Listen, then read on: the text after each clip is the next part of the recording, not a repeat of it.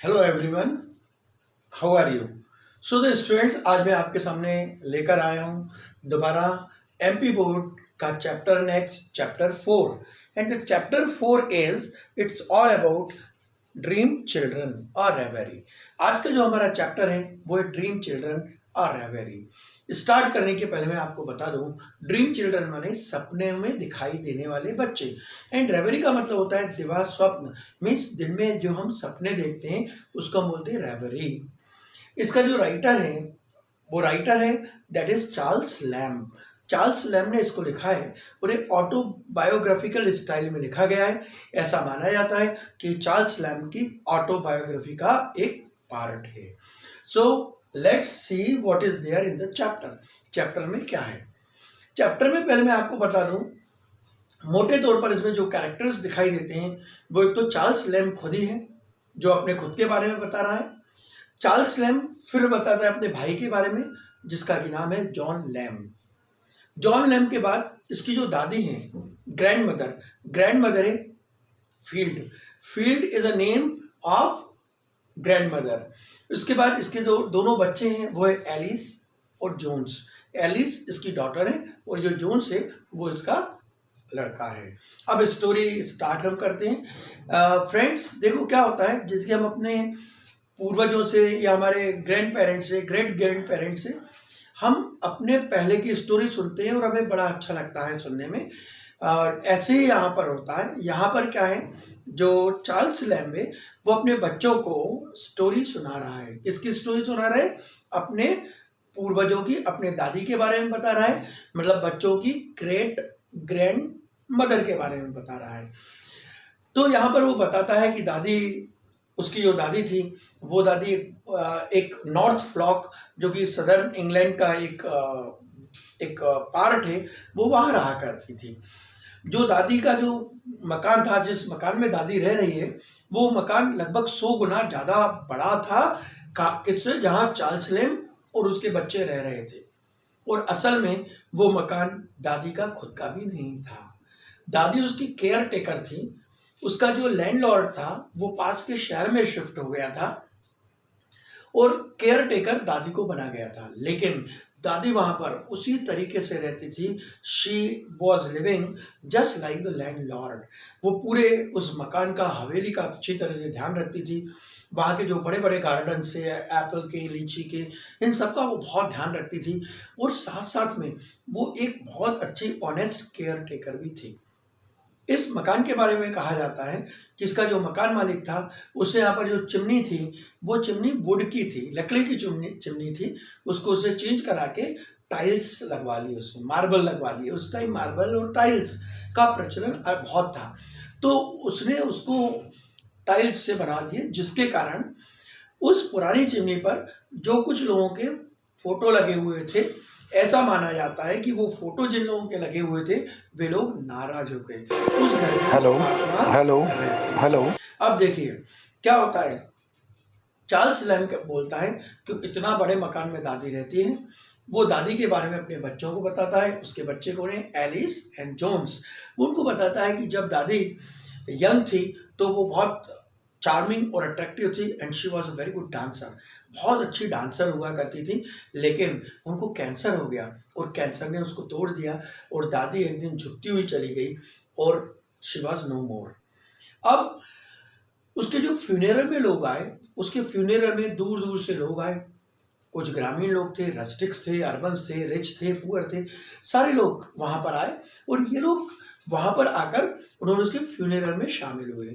उसका मतलब क्या है? इसका मतलब ये, जो उनकी दादी थी वो दादी बहुत अपने लाइफ में बहुत ईमानदार रही।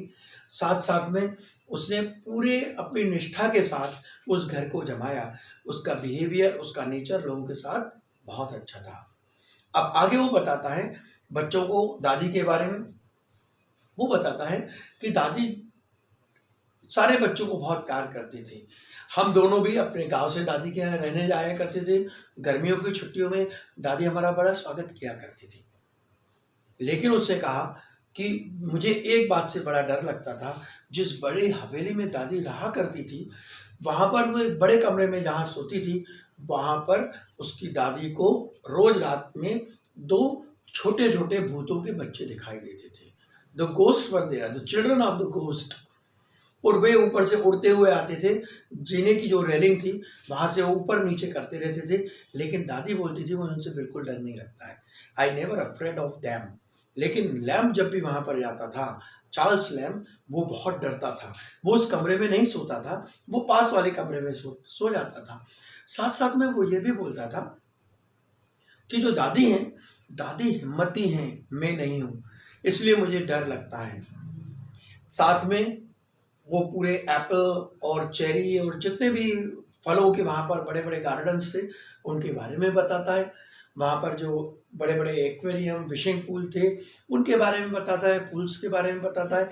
और he was talking about everything. फिर बच्चे उत्सुकता से पूछते हैं कि व्हाट्स अबाउट आवर अंकल, हमारे अंकल के बारे में क्या है। तो बताता है कि तुम्हारी जो अंकल थे उसका नाम था जॉन लैम्ब।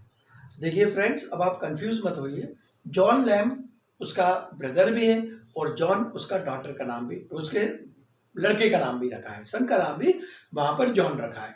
तो जॉन लैम्ब, वो बोलता है कि जॉन लैम्ब एक बहुत हैंडसम था, हेल्दी था, और चूंकि मेरे पैरों में हमेशा दर्द रहता था, मुझे दर्द की बीमारी थी पैरों की, इसलिए मेरा भाई मुझे कंधे पर लेकर, मुझे पीठ पर बिठाकर वो सारी जगह घुमाता था। He was very loving to him. वो बोलता था दादी हम दोनों को बराबरी से प्यार करती थी, लेकिन कहीं ना कहीं दादी जो जॉन था, जॉन को ज़्यादा प्यार करती थी। Do you know why? क्योंकि जॉन घुड़सवारी करना अच्छी तरह जानता था, वो लोगों के साथ रहता था, वो इंट्रोवर्ट नहीं था, अंतर्मुखी नहीं था, जबकि राइटर कौन था? इंट्रोवर्ट था। तो इसलिए उसको दादी अधिक प्यार करती थी। वो दादी के पूरी प्रॉपर्टी को मेंटेन करने में भी ध्यान रखता था। तो वो जॉन के बारे में बताता है। फिर धीरे धीरे वो दुखी हो जाता है। वो बताता है कि जॉन को एक बार एक बीमारी ने घेर लिया, वो भी एक पैर की बीमारी थी, और धीरे धीरे वो बीमारी के कारण जॉन मर गया, एक्सपायर हो गया। दोनों बच्चे जब सुनते हैं उनकी आंखों में भी आंसू आ जाते हैं। और उसी के साथ जॉन, बच्चे कहते हैं अच्छा अब हमें और आगे बताइए। जब वो उसको और आगे बताने को होता है, वो बीच में बच्चे, वो स्टोरी सुनाता है, बच्चे रिएक्ट करते हैं। देखिए जब वो भूत के बारे में बताता है तो उसका जो जॉन छोटा बच्चा होता है, लड़का होता है, वो बड़ी बड़ी आंखें करके उसे बताना चाहता है कि मैं भूतों से नहीं डरता हूँ, मैं अपनी परदादी पर गया हूँ। ऐसे जब वो अपने डॉटर और सन को बताता है कि दादी बहुत अच्छी डांसर थी, तो जो उसकी छोटी डॉटर, छोटी सी थी एलिस, वो जैसे ही बताता है तो वो भी उठ के डांस करने लगती है, वो उसको बैठाता है। जब उन्हें फलों के बारे में बताता है तो वहाँ पर जो ग्रेप्स रखे रहते हैं, फूलों के गुच्छों को वो खाने लगते हैं। अब बात आती है, बच्चे बोलते हैं हमें अपनी मदर के बारे में कुछ बताएं। वो बताता है कि तुम्हारी जो मदर है उसका नाम भी एलिस था, एलिस वॉज नो मोर, उसका नाम भी एलिस था। वो धीरे धीरे बताता है कि तुम्हारी मदर एंड एलिस डॉटर, इन दोनों में लगभग एक जैसी सिमिलरिटीज थी। सिमिलरिटीज दोनों के बीच में क्या थी? सिमिलरिटीज दोनों के बीच में ये थी कि उन दोनों की जो आईज थी वो ब्राइट ब्राउन आईज थी, उनके हेयर भी लगभग एक जैसे थे।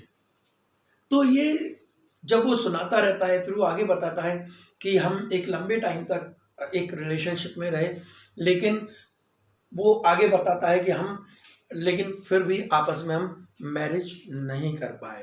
अब देखिए क्या होता है, जैसे वो एलिस को बताता है सारी चीज़ें, उसको लगता है एलिस उसकी वाइफ जैसी दिखाई देती है।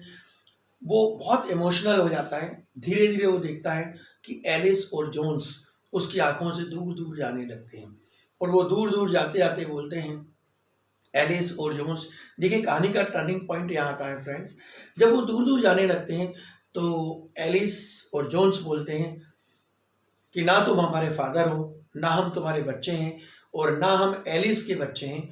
और वो धीरे धीरे उसकी आंखों से दूर हो जाते हैं। चार्ल्स लैम्ब को लगता है कि ये पूरा क्या देख रहा है, वो एक सपना था, वो बच्चे गायब हो गए। जो ये स्टोरी है, इसलिए इस स्टोरी का नाम है ड्रीम चिल्ड्रन, सपनों में दिखाई देने वाले बच्चे, द रेवेरी।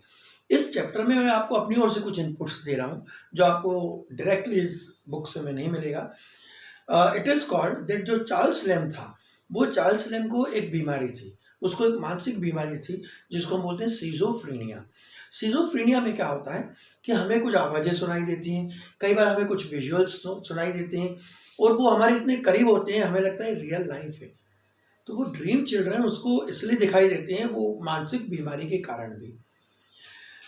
आपने देखा होगा कि जब हमारे घर कुछ सीनियर सिटीजन्स होते हैं, ग्रैंड पेरेंट्स पर्टिकुलर जिनकी एज 75 के ऊपर हो गई हो, सभी नहीं लेकिन बहुत सारे उनमें से, उन्हें कुछ भ्रम होना स्टार्ट होता है, हेलुसिनेशंस होते हैं।